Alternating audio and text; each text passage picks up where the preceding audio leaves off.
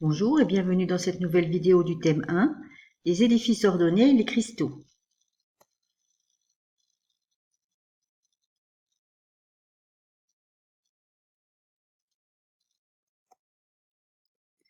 Alors les cristaux, ce sont des solides organisés, on vient de le dire. La matière existe sous 3 états, vous le savez, solide, liquide, gazeux. Un solide peut se caractériser par sa formule chimique, mais aussi par la disposition des entités qui la composent. Alors, le chlorure de sodium, bien connu sous le nom NaCl, c'est sans doute l'un des sels les plus communs, puisque c'est notre sel de cuisine. Alors, il s'obtient soit dans les marais salants, par évaporation de saumure, dans plusieurs bassins communiquants, avec une réserve remplie de l'eau de mer. Il s'appelle le sel marin, et puis on le trouve aussi dans les mines, par extraction d'évaporite sous forme de halite, appelé aussi sel gemme. Ce sel non purifié peut être utilisé pour le salage des routes.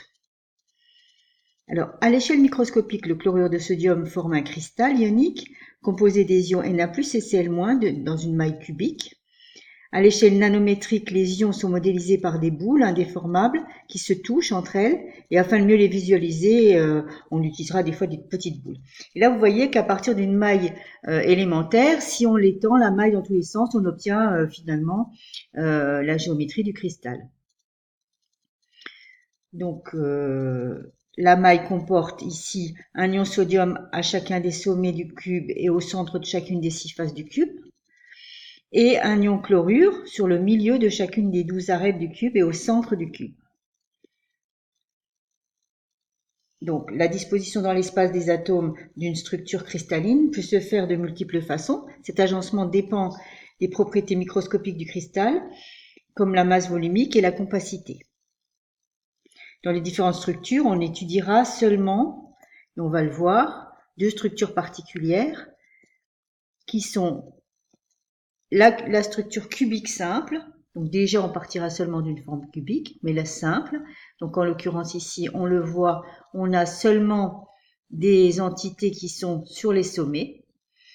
Et la structure cubique à face centrée, la même chose, les sommets, mais sur chaque face, on a une entité.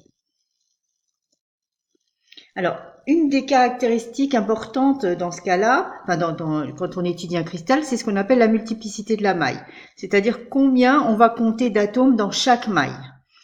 Donc, on a des critères. On voit que s'il y a un atome dans la maille, on comptera 1.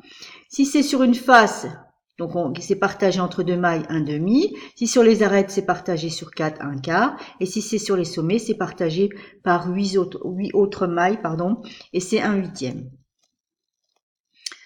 Donc, ça nous permet de compter combien il y a d'atomes par maille. On va prendre l'exemple de la structure cubique à face centrée. Donc, on voit qu'on a 8 atomes au sommet, 6 sur les faces. Donc, on fait le calcul. Un atome sur une face compte pour 1/2, un atome sur un sommet compte pour 1/8. Et donc, la multiplicité Z, c'est 8 fois 1/8 pour les atomes au sommet, et plus 6 fois pour les atomes sur les faces, 1/2. Et si vous faites le calcul, ça fait 4. Alors, regardons maintenant un petit peu une deuxième notion. On en a parlé tout à l'heure, c'est ce qu'on appelle la compacité. Donc, regardez, là, ici, on a affaire à une structure CFC. Alors, on va regarder de plus près qu'est-ce qu'on peut dire de cette structure. Alors, on a ici ce qu'on appelle le paramètre de la maille, c'est A. Et puis le rayon d'une entité, d'un atome, d'un ion, peu importe. Et puis là, on va utiliser cette diagonale-là, elle va nous permettre de faire un peu les calculs au niveau de la maille. Alors, la compacité, c'est quoi? C'est en réalité s'il y a beaucoup ou non d'atomes dans la maille, c'est-à-dire le volume des atomes de la maille divisé par le volume de la maille. C'est-à-dire si on a bien rempli notre cube ou pas. Donc, alors, ça se traduit, donc je vais ralentir un petit peu. Qu'est-ce qu'il faut? Le volume des atomes, c'est déjà le nombre d'atomes par maille. Le volume d'un atome, c'est comme c'est une sphère, c'est 4/3 de pi R3, R étant le rayon de l'atome. Et le volume de la maille, comme on a un cube, c'est A au cube. Alors, pour pouvoir calculer, il faut trouver un petit peu des relations entre les différents éléments. Relation entre le paramètre de la maille et D, entre ce A et ce D, ça vous savez, c'est Pythagore. Donc A carré plus A carré égale D carré. Et puis vous cherchez D. Et ensuite maintenant, la relation qui peut exister entre A et le petit r. Bon, on va passer par D. Hein. D, si vous voyez ici, c'est R, R c'est 4R. Donc on trouve une relation entre A et R. Et donc la compacité, ben, on va remplacer tout ce qu'on connaît. Donc c'est Z. Pardon, on va revenir un tout petit peu sur la diapositive précédente. Donc c'est 4 tiers de pi R3. Là, c'est 4R sur racine de 2, ça c'est A au cube. Si vous faites le calcul, 0,74. Cette compacité, c'est la plus importante, la compacité de la structure cubique à face centrée. Parlons maintenant de la masse volumique. La masse volumique, vous en avez déjà entendu parler. C'est une masse sur un volume. Ici, c'est la masse de la maille sur le volume de la maille.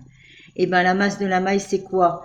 C'est le nombre d'atomes qu'on a dans la maille, d'atomes ou d'entités, fois la masse de l'atome. Ici, divisé par le volume de la maille, on l'a déjà vu, c'est A au cube. Alors, on va utiliser quoi?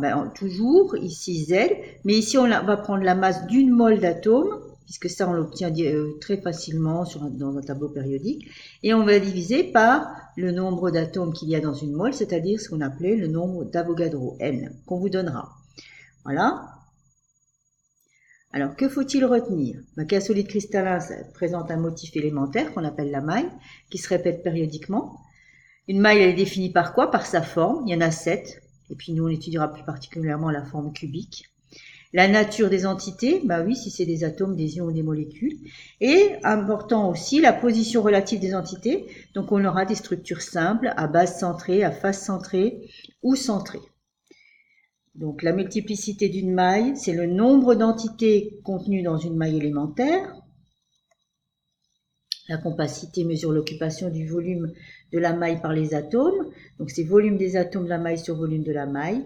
Et pour une maille cubique, c'est Z, 4 tiers de pi R3 sur A au cube. Je ne pense pas qu'il faille retenir par cœur, je pense qu'on vous le donnera, mais on ne sait jamais s'il faut. Il faudra savoir calculer la compacité. La masse volumique, c'est la masse de la maille sur le volume de la maille, c'est-à-dire le nombre d'atomes fois la masse d'un atome sur le volume de la maille, ou alors Z, M sur N sur A au cube. Merci de votre attention et à bientôt pour faire des exercices.